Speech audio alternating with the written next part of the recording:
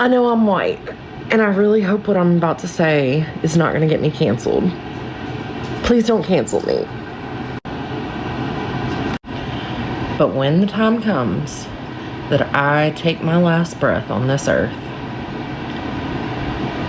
and my soul has left my body and gone to a better place, I want a black funeral. And white people have funerals, black people have celebrations of life. White people, Jason done died Monday evening. They done put Jason's body in the ground by Tuesday morning. They back at work by Wednesday. It's a 3-day process.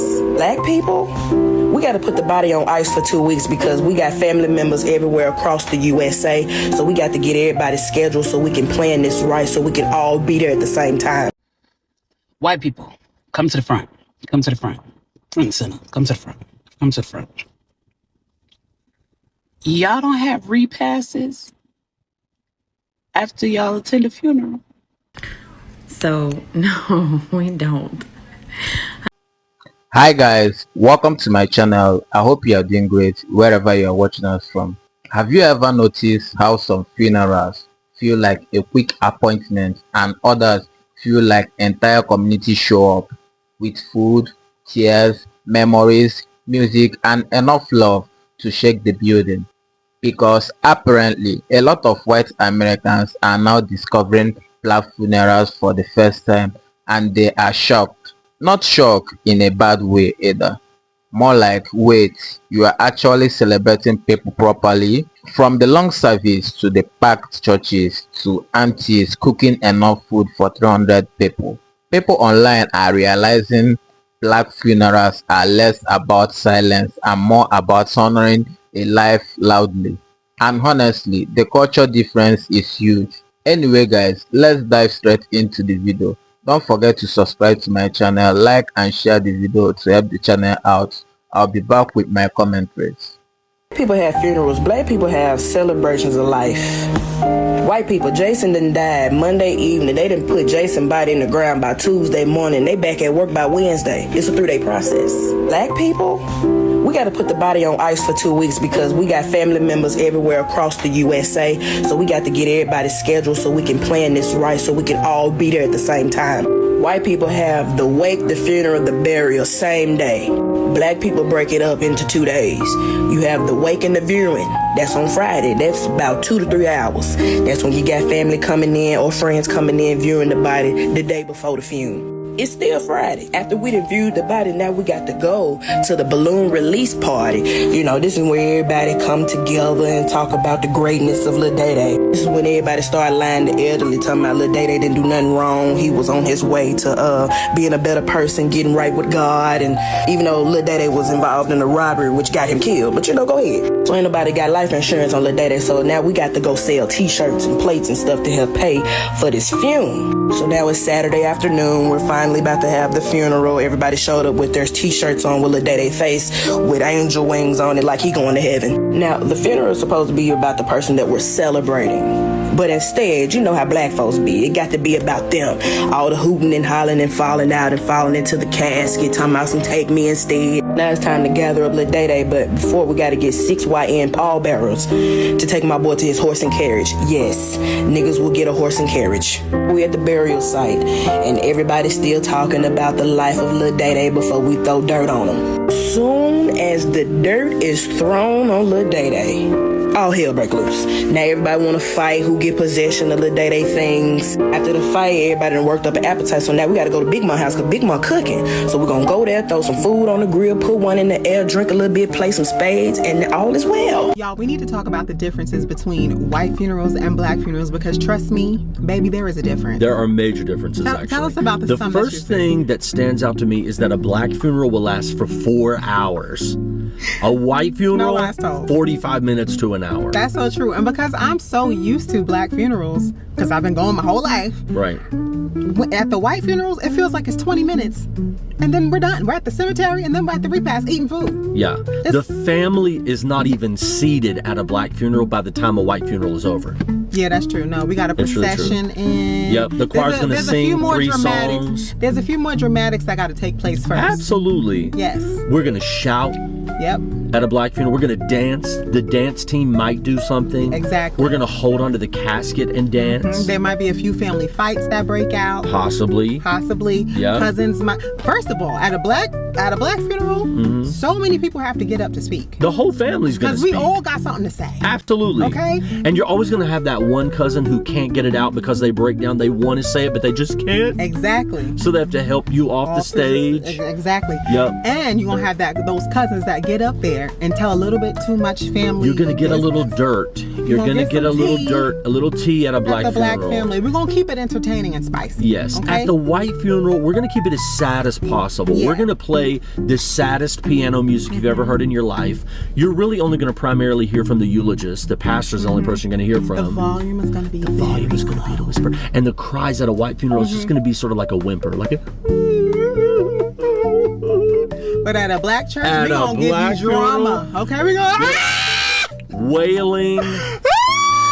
There's going to be wailing and yelling and screaming and everything you can imagine. Yes. A lot of yelling. Yes. Let me tell you, the black funeral is an experience. It's an experience. If you haven't experienced it, just go inside. Just go. It's going to be an experience that you'll never forget. Matter of fact, you're going to have a great time. Honestly, because that's the difference. Black funerals is a legit celebration of life. Yes. It's a celebration of life. Absolutely. But at the white funerals, it's like mourning. Now we mourn. We want to be sad. White people, I don't know, but they just really want to be sad at funerals. I don't understand it. And now that I've been married to you for 10 years and I've been going to black funerals, I don't want to be sad like that. Let's dance and celebrate. And that's you right. know. We're going to celebrate this life. Yes. We're going to celebrate. So, okay.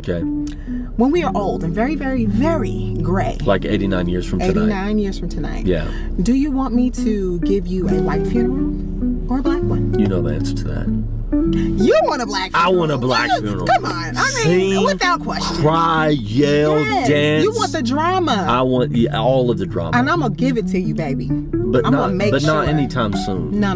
Like 89 years from tonight. No. Yeah, it'll be a long time. A long time.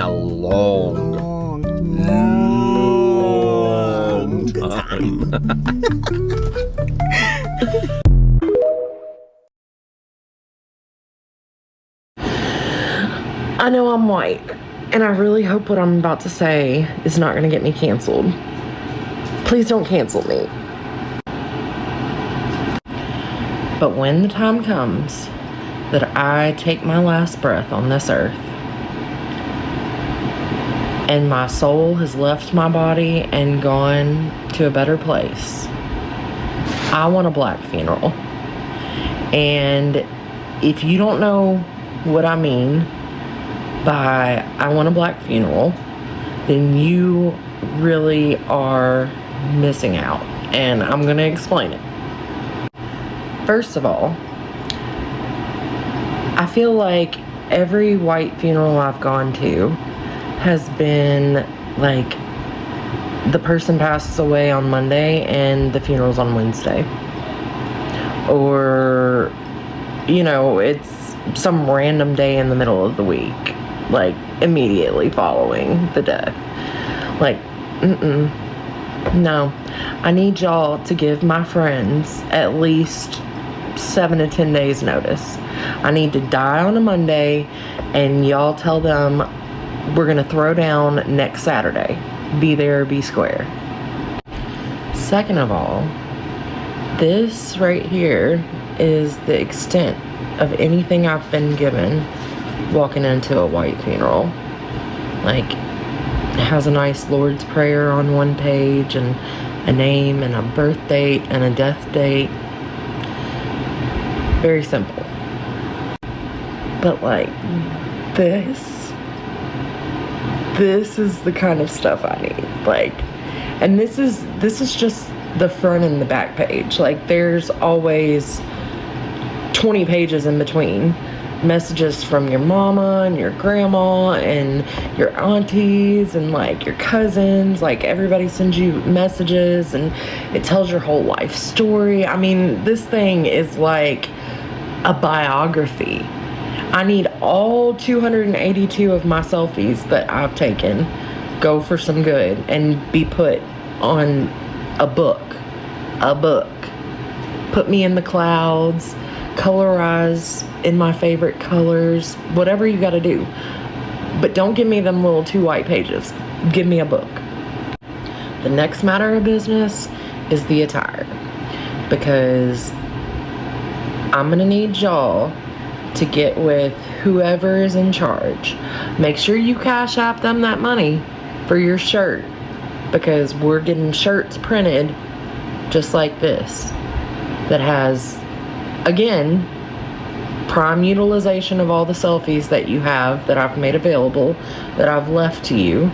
I've got some really great ones, but I need them all put on shirts like this, and I need as many people in attendance as possible to be showing out with these shirts. Now, let's talk about the service, because I need all of the passion brought. I need the crying, I need the wailing, I need you trying to come into the casket to hold me. I need to feel how much you're gonna miss me from my grave. I want it all. I want crying and screaming, panic attacks, just all out. Then, for the service, I need the choir. I need y'all to get some of the best gospel singers. I need you to get me some Mary Mary going, like some encores. I just, the soul of a black funeral is so, just nothing else touches it.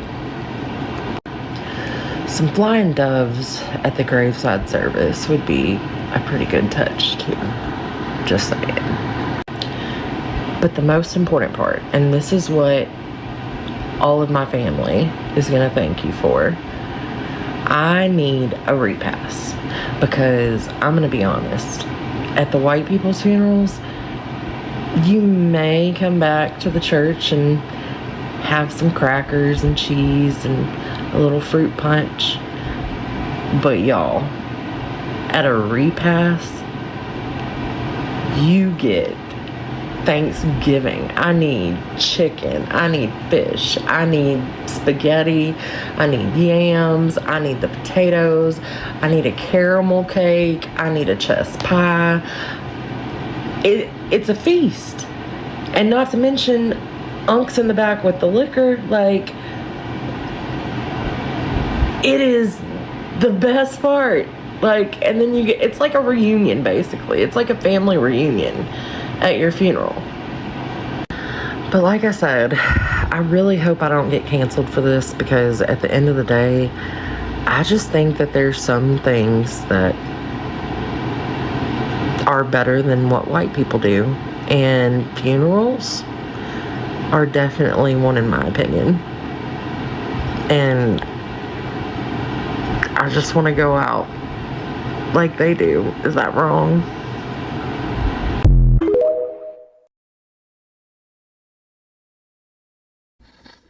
White people, come to the front. Come to the front. Front and center. Come to the front. Come to the front. Y'all don't have repasses after y'all attend a funeral? Because I just left a homegoing for Papa Jeff. Rest in peace, Papa Jeff. He was a legend here in Atlanta. He supported all creatives. He showed up for everybody's events, filmed them, photographed them. Him and his wife, Mama Joyce, were a staple amongst creatives in Atlanta. We could always count on them as the creative parents of the whole town to show up for things. And so today we just had a homegoing for Papa Jeff. But there was a white couple who, as we were leaving the church, stopped me and asked me what they were supposed to do next. And I was like, well, everybody's going to the cemetery next. And they were like, are you going? I said, no. And then they said, and what is a repass? I said, it's where you eat your food and we gather. Y'all don't have repass?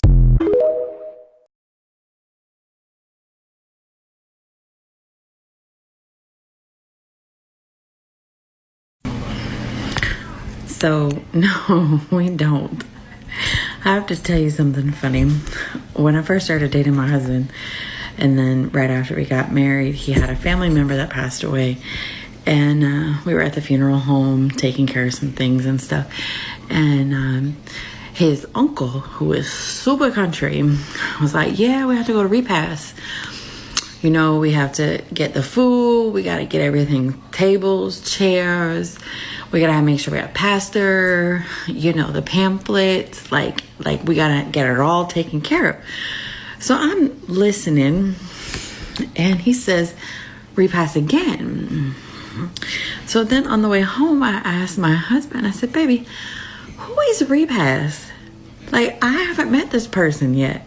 Like, is it a family member that lives somewhere else and like they are coming here? Like, is this person like super like big in this family? Like, who is this person? So he looks at me and he was like, just like she did, you know, white people, y'all don't have repasses. And I said, what? And he says, baby, that's the gathering after the funeral. I said, oh, a reception? He said, no, we called a repass. I said, I thought repass was a person. Like, I thought it was somebody's nickname, you know? I'm dying. So now, of course, I know what it is. And I tell other people about it.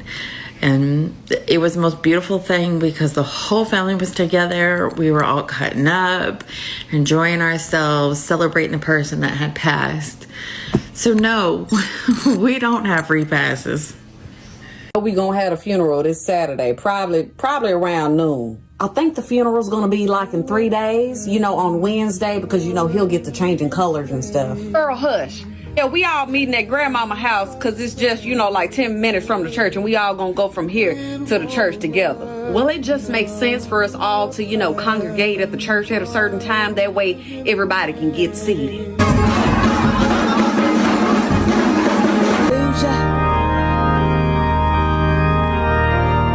You know this his cousin, right? Yeah, they got to fighting a few years back. Oh, they resolved that. Oh, Billy. He was such a troubled soul.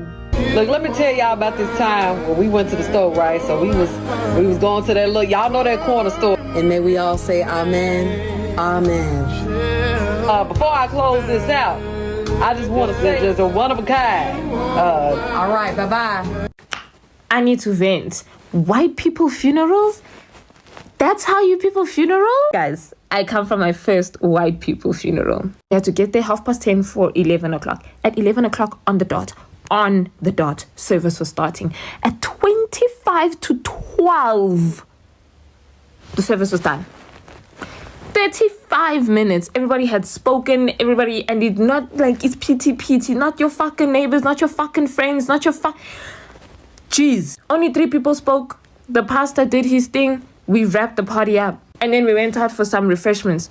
None of that singing in between. People speeching for fucking 25 minutes. From 9 o'clock to 1 o'clock. What the fuck are we talking about? It's exactly 7 minutes past 2. I arrived in Brakpan at 10:30. It's 2:10. I'm at home. Service, amen, done. I can't cap. Y'all's concept is popping. And like high-key, ain't no more than 50 of us in there. Maybe like 35, 40. Grab yourself a coffee afterwards. Grab yourself some juice, some finger foods. There's fruits, there's sandwiches. Aguna queue. Aguna. That's exactly why y'all be out here having these fucking queues. Because what the 9 o'clock to 1, what the fuck are we talking about? Nigga, there was no program there. Not a single piece of paper. I've heard people say they don't make any fucking sense. It's just a huge expense. After my first white person funeral, I can agree. Is a waste.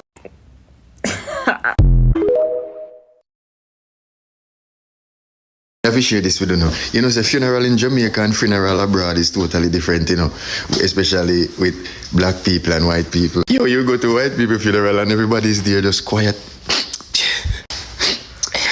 Yeah, man, me not understand a funeral, man, and everybody just... And the other hand, you know, Jamaican people make everything dramatic, you know. You see, when they see somebody go down there, they will have on it. So I said, Jesus Christ! Wow! All them box out at them, my God! So me, I wonder if you put Jamaican funeral and a white person funeral together in a same area, this is what it would look like. Jamaicans, Lord! Why, Johnny, come And the white people, them on the other side looking on them. What's wrong with those guys?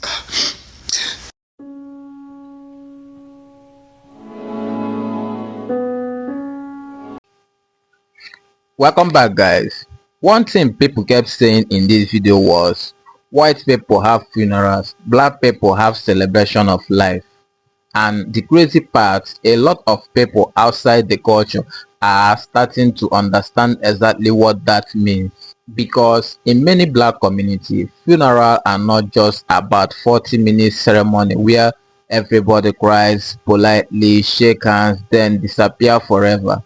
No, it becomes a full community event. People fly in from different cities. Family members who haven't seen each other in years reconnect. Church members cook massive meal. Old stories come out. Music fly the room. People cry hard. People laugh hard. Sometimes both at exact same time. The entire thing feels alive. One woman online said she's attending a black funeral and couldn't believe how much emotional support the family received. She said people stayed for hours, not minutes, hours. Meanwhile, some people admitted the white funeral they grew up around lasted less than an hour total. That difference blows people's mind online. And honestly, one of the funniest moments was people discovering what a repass is. Some fools genuinely thought Repass was the name of a person. Imagine hearing we are going to repass after the funeral. Meanwhile, everybody else already knows that means food is coming. And let's be real, black people do not play about funeral food. You barely know the deceased and still live with 2 plates wrapped in foil. That's culture, that's community. And another thing outsiders notice immediately is how emotional black funeral can be. Not that other groups don't grieve deeply. Obviously they do, but black funerals tend to show emotional openly. People cry loudly, people collapse, people shouting. Sometimes you even hear stories about family members trying to jump inside the casket because the grief is so overwhelming. To outsiders, it may look dramatic, but to the people experiencing that loss, that is real pain. A lot of people online admitted they actually respect that openness more than the stay calm and composed approach they were raised around. Because grief is messy, loss is emotional, and some people are realizing there's something powerful about not pretending to be okay. Another huge thing people pointed out was how long black people funerals are. And honestly, if you grew up around it, you already know. The service itself can take hours. Then there is the burial, then there is this repass, then the family gathering afterward. At that point, the entire day is gone. But there is a reason for that. In many black families, especially ones with Southern or African roots, funerals about making sure everybody gets their chance to say goodbye. People wait for relatives to travel in. People help financially. People show up even if they barely have gas money because culturally being present matters. And that tradition goes way deeper than America.